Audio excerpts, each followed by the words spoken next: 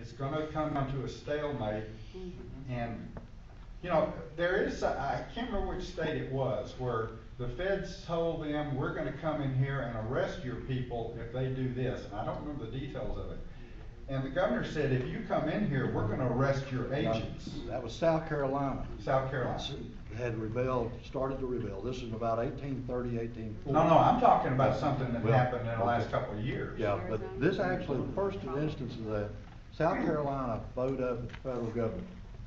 And the federal government, and I think Polk was president at the time, I could be wrong on that. He was going to march troops to South Carolina to institute martial law. And the governor of Virginia informed him that if he marched any federal troops onto the soil of Virginia, they would bury them all. Well, what I'm talking about happened during the Obama administration. It was one of the western states. It may have been Arizona, but they said if you come in here, if your agents come in here, we're going to arrest them. That was the end of it. That was Nevada.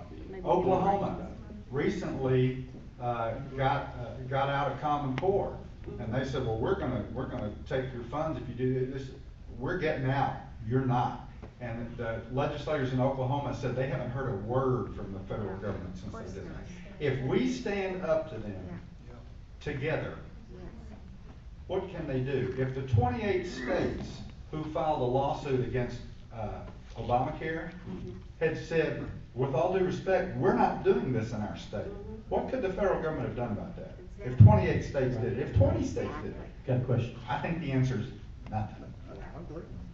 Well, the question that I have is, from what you're saying, what I perceive is that it ought to be our state's sovereignty that ought to be really promoted. In other words, stay out of my business. In other words, EPA, FCC, et cetera, and then do you not have, then how many do you have? Because right now, just the other day, weren't there 26 states that stood up and said, I can't remember what the issue was, but there were 26 attorney generals that stood up and said, we're filing a lawsuit against you.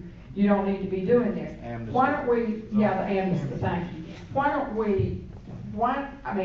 If it gets to 30 some odd states or 40 states that say those kinds of things, then why don't you just band together? You don't need a constitutional convention necessarily. You need the states to just stand together, because I agree with Brandy. It's going to come down to EPA, FCC. I'm a big endangered species. Or make them go parallel together and say, you need to stay out of my business. You do not have the control of my state, because there were 13 sovereign states. So why, only Texas has that ability now, but. Do you know the proportion of our state budget that comes from the federal government? It's about a third. It's a little over a third. And until we start electing people to office that say, no, we're not going to take the money, and we're going to do things here, we're going to be beholden to the federal government. I could be wrong. I'm thinking it's 3/4. Right here in this county, we're talking about RETA, which is more money from the feds. How do you've got to have people stand up and say, I'm not willing to take that money. Well, step one is I'm not willing to take that money. Step two is it's not your money in the first place. I'm not going to give it to you. I won't say that. We have minors in the room. It ain't your money to begin with. We want our money back. The issue is this: the federal government creates rules and regulations and puts us in a box and says you have to operate within this box. Right. They did that with Obamacare. They did that with the private option. The last time I spoke on the floor, I said, if we didn't have the constraints the federal government has put on us, could we come up with a healthcare system that's better than this? Yes. Of course we could. Step one is you got to say, we're not going to play by your rules. Because if we accept their rules, we accept limitations that prevent us from making the good decisions that we're capable of making. And that's how they control us. Here are the rules. Yeah, you can come up with your own approach. You have to do this, and it can't include this. We're going to have to get to the point as a nation where we're prepared to say, we're not going to play by your rules. Well, the other thing I was gonna ask is, were there not amendments that were made after there were states that started an action and they realized that the whole of the United States wanted certain things? So they realized they just had to pass an amendment because that had to be done. Yeah, a couple of times when the Article 5 approach has gotten close, Congress stepped in and did an amendment. And did it so that it leaned their direction a little more, but essentially satisfied the demand. Got a question right here. Actually, I think it's more of a statement. In my opinion, fear alone of the unknown is not a reason not to do this. If our founders had taken that approach, we would not have the United States of America. We have to stand up and do something. If we don't, we're gonna get to the point, like you said, it's gonna be, no, I'm not. I won't do it anymore. I've had enough. We need to do something now before it gets to that point. The fear of the unknown is not a reason not to try. You know, I guess it comes down to something like, do we want to continue down this same path? And when you do that, you get the same results. Or do you want to try to do something different? And it may be that you go at risk. I got a little thing here was written a while back, and it says that governments are instituted among men, deriving their power from the consent of the governed, that when any form of government becomes destructive to those ends, it is the right of the people to alter or abolish it or to institute a new government. And I think we're getting real close. That came out of the Declaration of Independence.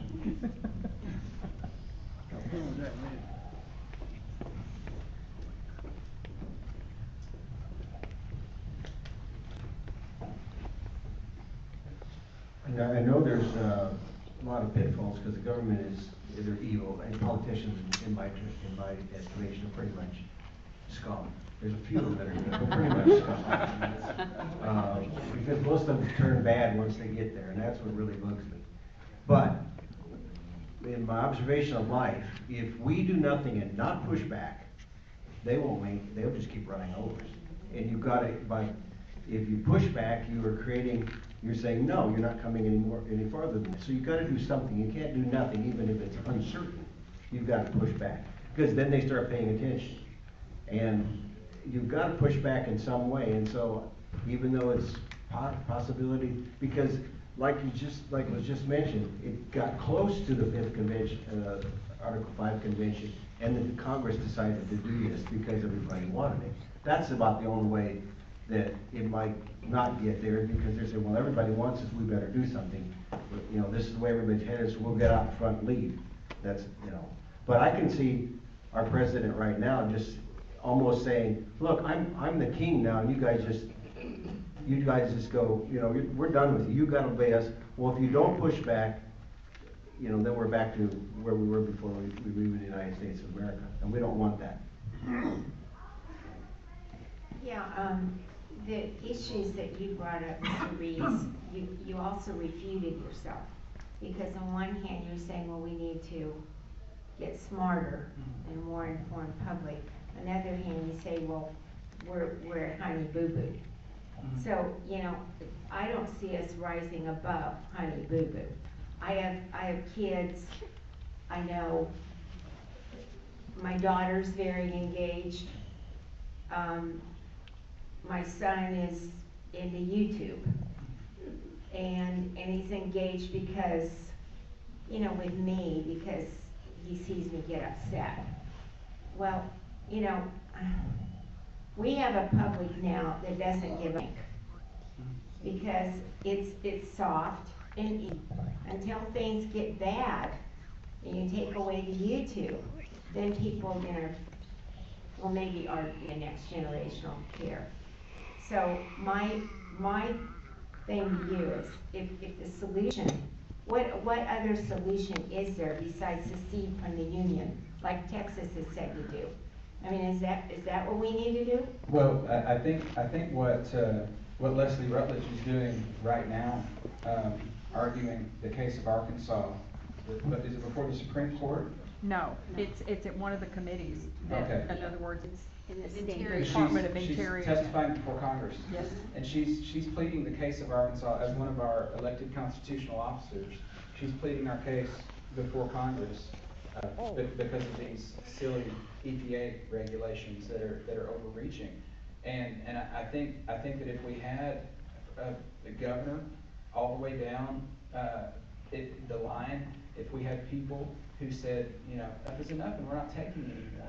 If we had a legislature that would stop taking the money. They keep taking the money. They say they won't take the money. They promise us they won't take the money. We vote for them. They go to Little Rock and what do? They take money. So That's not gonna Pass change. the crowd. Let's hear from the young folks back there. Well, Oh. well, on the issue pushing back, I just want to make sure, we're kind of all alluding to it, but I want to make sure y'all understand there's a legal precedence for this. It's called nullification. You should research a guy named Tom Woods. But Thomas Jefferson actually was one of the first guys that advocated for it, and they used it. And the New York Times hates it, of course, which means it's good. But actually, it was used to, I think, by Wisconsin. They nullified, which basically means they ignored the federal law because they said it was unconstitutional. They nullified the Alien and Sedition Acts, right? So it's actually anti-slavery in its origins. So that's what I would suggest as a way, to push back without the risk of a runaway convention.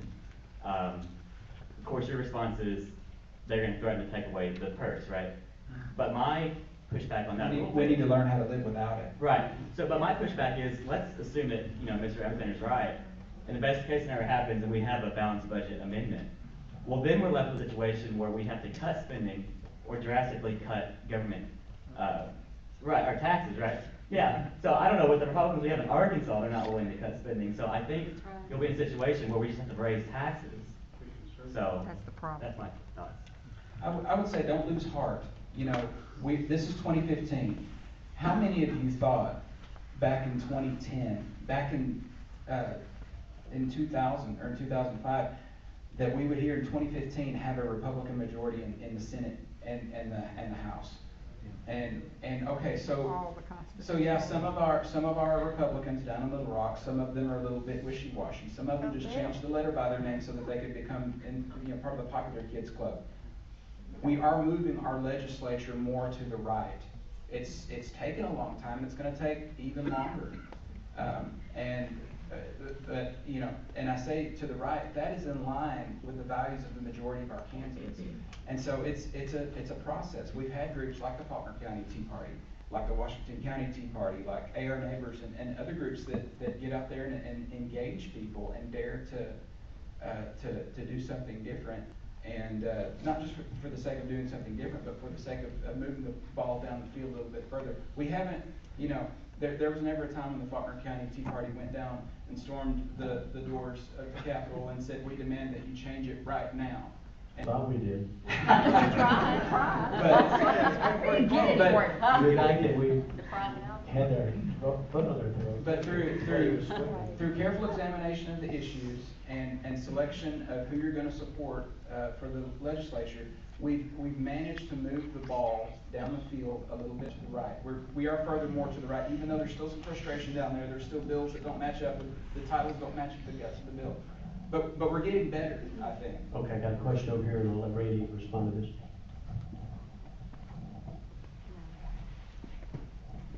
What was the role of the citizen in getting us to this situation where now we have a talk of Article 5 convention? What will be the role of the citizen in that convention or to get us out of that situation? Well, I think the delegate selection process is up to the state. Some states, like Georgia, who passed this last year, part of what they included was a delegate selection bill that specified how delegates would be selected. And I think that's probably a pretty good approach. I don't think it should just be legislators. In fact, if you're going to have a convention that lasts 6 months to a year, how can they do it? They're not going to be able to be in the chambers when they're in session. So that's up to the states. And I think one of the things we should start looking at is what do we think is the best approach to selecting delegates. I'm not saying there shouldn't be any legislators involved, but I would hope that it's not primarily legislators. And, you know, some states are coming up with approaches to do that, and maybe we should do the same thing. Just as a show of hands, how many of y'all in here are concerned about a runaway convention? Two of you? I don't know. Well, ask for I don't know. Ask for How I don't about, know. how about you don't know? Undecided. Undecided. Want to hear one. Or something. Any more questions?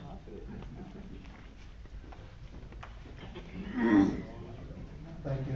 Not really a question, but to borrow your analogy, I think that the Convention of States movement has moved the ball a long way in the last year or two, in particular. But might it not be time for the states that are pushing for this, the ones that have passed these resolutions, to get together and formalize and join together and start growing that organization and start working out some of those details that both of you have brought up in an organized and public way, and where the education, when you talk about education and educating the public, they don't really have a way of being educated at this point. If there were a movement, if this movement grew, if it got stronger, if 15 states or 20 states got together and formed an organization and had representatives and were formally moving forward with this project, a lot of people would get educated in a hurry. Actually, that has started, and I've got some information about some of this if you want it. A year ago, January, they had the first event of that kind was called the Mount Vernon Assembly, and it happened at Mount Vernon in the library. And I was there along with 3 other representatives from, 2 representatives and a senator from Arkansas. They hope to have 100 people there from the various states. They had 98 people from 34 states, I believe. And I can tell you from the mood in the room, these people are not interested in the federal government having a role in this at all. I was very encouraged by that and what the group had to say. Delvis Dutton, who is a representative from Georgia who was there, I didn't meet him there, but I've met him since. He's involved with the group nationally. He said he went there opposed to the idea, but after seeing the group and hearing it, he now works for the national.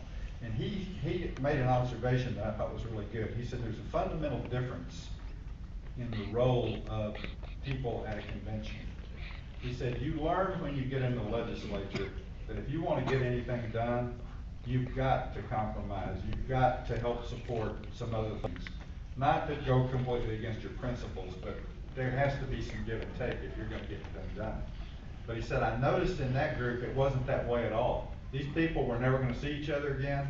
They were there representing their state. And by golly, this is what we're standing for. I don't care what the rest of them think. You know, they opened the meeting in prayer. Even before the meeting opened, there was a large group of us over in the corner praying. The tone and the mood of that group convinced me that if we have these kind of people coming to this convention, they're not going to be a runaway convention. Yeah. And they're going to stand up to the federal government. You know, there's no guarantees. There's no guarantees. There's not a method that is foolproof and safe. And I agree with what you said. If our founders had waited for the level of certainty that we seem to be seeking here, we'd still be drinking tea instead of coffee. You know, there's no guarantee, folks. I got a question for the group again. How many of y'all like the direction that we're headed? What do you Federal mean? government? The direction that the country's headed. How many of you like that? Okay. Now again, how many of you are worried about a runaway convention? I mean, it's like seriously. I mean, I know you're concerned. but nobody likes the direction that we're heading. Okay, so, and the Constitution gives us how many opportunities to make changes? Well, what we have to decide is what we have now better or worse than medicine? You know, sometimes the medicine's worse than the sickness. From a logical linear thought process, they've given us two options in the convention to make changes. We're using one. Now again, how many of you in here like the direction that the country has been headed?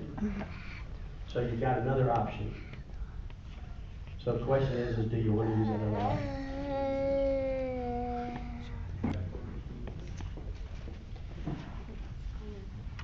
I have a question for Randy. When you were at this meeting, were there any lobbyists involved? Were they trying to get these votes? No, the only people that were allowed in the room were legislators and about a half dozen other folks that have been involved in getting this process going. So it was all legislators from around the country. And there were some Democrats, it was a small number, but, you know, there will be people that support some of this that are Democrats. The balanced budget amendment, the majority of Americans for years have supported that, including Democrats. But mainly it's going to be conservatives who believe the Constitution, the way it's written, it's not a living document that evolves. But I think there are a lot of people like that. I should have also said, they also had a meeting in Indianapolis last, I think it was November, for the purpose of beginning to set the rules for how the convention would operate. So there is work in process to put procedures in place by and this was also, I didn't go, but there were people from states all over the country that were there. So that work has begun to determine what will be the rules of the convention. Now, again, the federal government will say you can't do that, and then I say you got to follow these rules. And if that's the case, I hope the first order of business when we come together is to throw out the rules of the federal government and adopt our own rules of the convention. You know, I mean, that's what it's going to come down to, in my opinion. And I'll say, if we have closing remarks, I'll say a little bit more. We will have some closing let me ask you this. So let's assume for just a moment that we have a convention.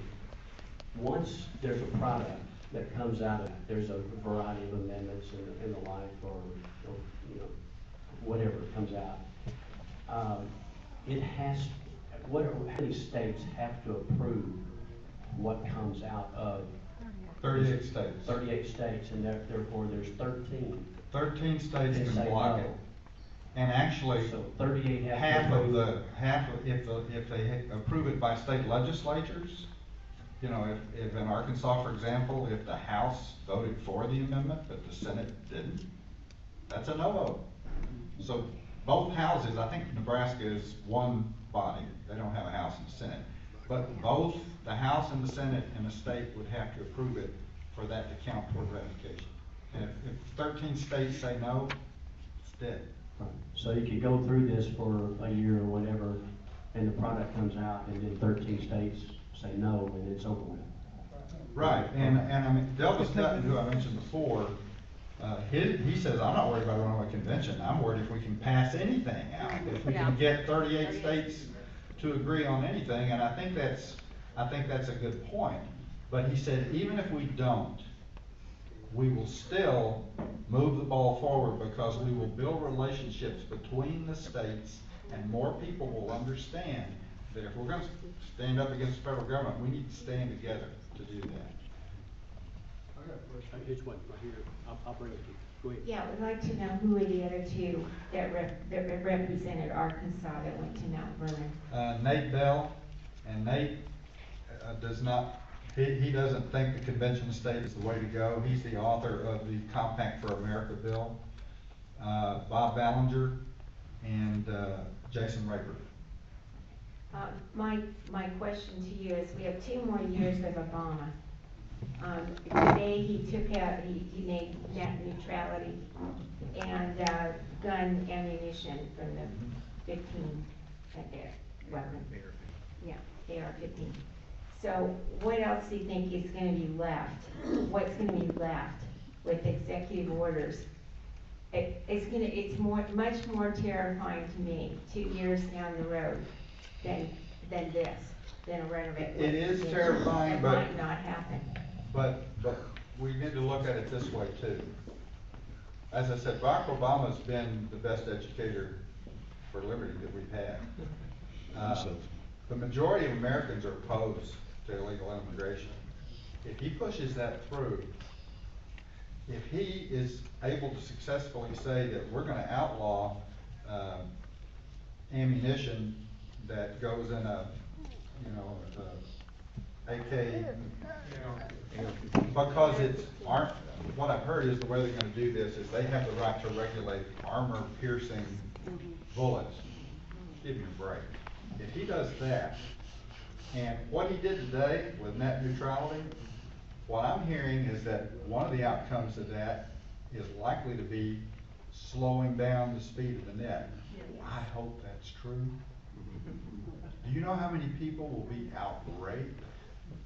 Take their liberty, they don't care, but by golly, if I'm playing some video game and it slows down to the point where I can't do it, or I'm watching a movie on Netflix and it buffers, now we got trouble, folks.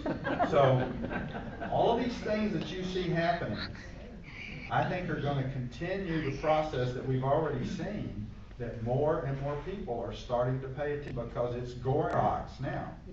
So, this net neutrality may be the best thing that's happened to us, because it will get enough people awake that will finally stand up. Okay, we got one question from over here. It was, if we have constituents or representatives that come from each state go to this convention, who picks up the bill for their expenses? I don't think that's been resolved yet. The only thing they did talk about at the Mount Vernon Assembly is they do not want it to come from sponsors, lobby groups. They don't want any lobby money at all involved in this. Then here's the one last question right here, and then we'll have closing comments for a couple of minutes. Oh, you go fast, okay. Okay, any one last question? Okay, we'll have a comment. It's something you basically mentioned just a little bit ago, with net neutrality and some of the things that are coming in really quickly. I think the speed that we're seeing the change, you asked about, do we like the direction things are going? I think the speed that we're getting there is causing people to bristle up because they're feeling it, they're noticing that the change is happening. That's